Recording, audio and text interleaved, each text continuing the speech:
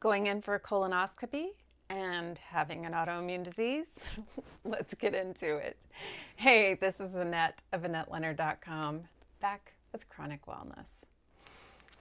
Autoimmune diseases complicate many things, and particularly for autoimmune diseases that affect the bowel, but also just the complexities of aging, mean that at some point you will probably have to have a colonoscopy.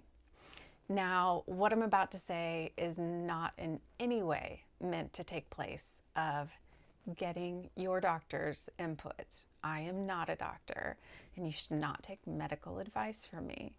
But I am a person living with complex autoimmune disease who has just completed her 8th colonoscopy, so I do have some experience. So it is from that experience that I mean to talk to you today. And what my experience tells me is several things. In advance of your colonoscopy, there are some things you can do to help make the whole ordeal go a bit more smoothly. And the first one I want to talk to you about is food. So your gastroenterologist, that office is going to give you a long set of instructions that you need to follow, probably starting 7 days before your colonoscopy, including things like don't eat nuts and seeds, cut out fibrous vegetables, maybe including things like broccoli and onions at different points along the week leading up to your colonoscopy. It can be daunting.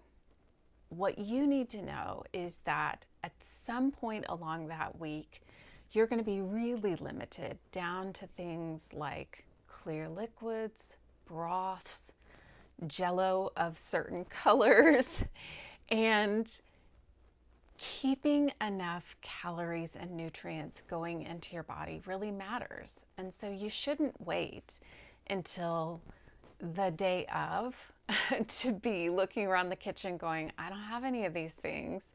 And then you are hungry and unresourced. Start in advance. Prep. Think ahead about what you're going to need. Shop for the event.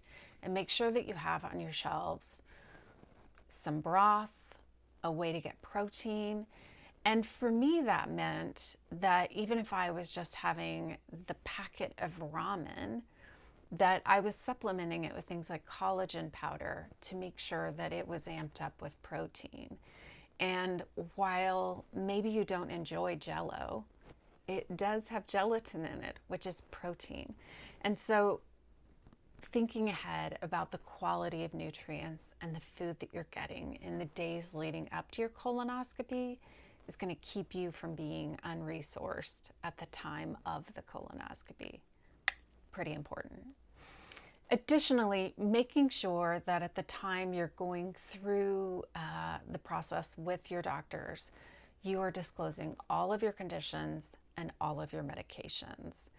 And there are some medications that they're going to have to ask you to lay off in advance of the colonoscopy, or there may be, depending on what you're on.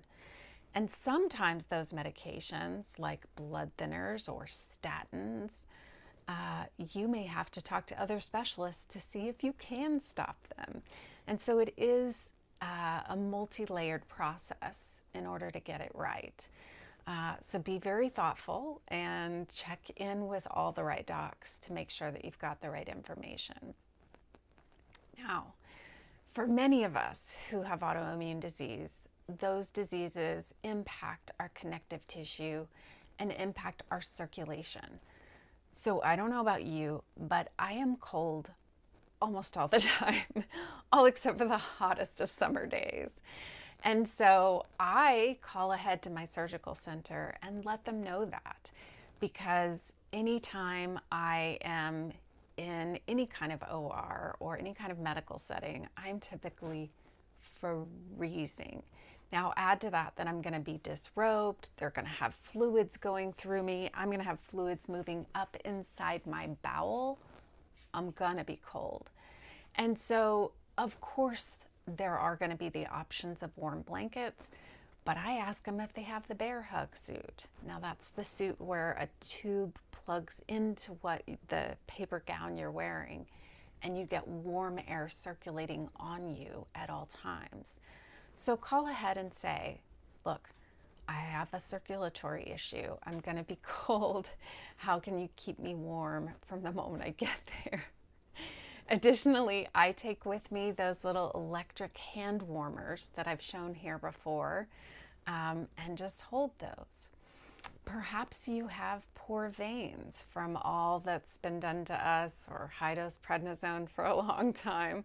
You're going to also want to talk to your nursing staff about where the best place to catch a vein is. And if you have a port, oftentimes you're going to need to disclose that in advance so that they can have a port nurse there to access your port if that is the way that you want to receive medications. Additionally, considering the anesthesia is sometimes very important for us, and talking in advance about what medications are going to be used to anesthetize us for the process. And finally, I think many times we're not told the fact that drinking these medications that cause us to eliminate so quickly will often cause nausea. And so when you are offered a bowel prep kit, the thing that helps you be ready for the colonoscopy, you can say, what if these bowel prep kits make me nauseous? And be prescribed anti-nausea medications to take at home, so that if they do cause you nausea, you have a way to manage that if you don't already have anti-nausea drugs in your arsenal at home.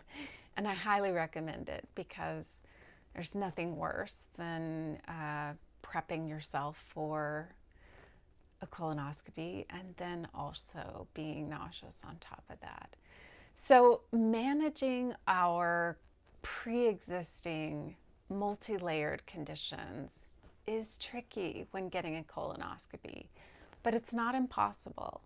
And the point of the meds for getting a colonoscopy is to help us maintain hydration while we are eliminating at such high quantities. So be careful about continuing your intake of liquids so that you don't get dehydrated, and ask lots of questions if this is a process you haven't been through before. All right, it's entirely possible. It's not altogether pleasant, but you've got this. And if you have tips or tricks for how to navigate a colonoscopy with complex autoimmune diseases, please leave it in one of the comments on our socials or here at YouTube. And I'm sure grateful for your participation and your attention. Until we're together again, thank you and good luck.